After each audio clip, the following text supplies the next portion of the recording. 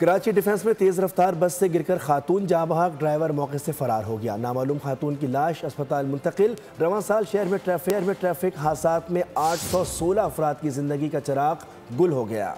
ई चालान system का नफाज भी बेसूद। कराची में ट्रैफिक हादसात की सूरत में शहरियों का कत्ले आम जारी। डिफेंस में तेज रफ्तार बस से गिरकर खातून जाँ बहक हो गई। ड्राइवर फरार। बस इंतहाई खस्ता हाल 1993 का मॉडल निकली। गाड़ी के मुख्तलिफ हिस्से गले सड़े और ब्रेक की जगह टूटी हुई थी। 2013 के बाद बस का टैक्स भी अदा नहीं किया गया। ट्रैफिक पुलिस के मुताबिक ड्राइवर इंतहाई तेज रफ्तार बस को सड़क से सर्विस लाइन पर लाया, जिसके बाइस खातून चलती गाड़ी से नीचे जा गिरी। रवां साल शहर में ट्रैफिक हादसात में जान से जाने वालों की तादाद 816 हो गई। जाँ बहक अफराद में 637 मर्द, 84 खवातीन, 73 बच्चे और 22 बच्चियां शामिल हैं। खूनी ट्रॉलर्स ने 95 अफराद की जान ली। वाटर टैंकर की टक्कर से 58 अमवात हुई।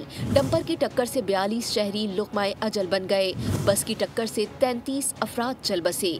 मज़दा की टक्कर से 20 शहरी जाँ बहक हुए।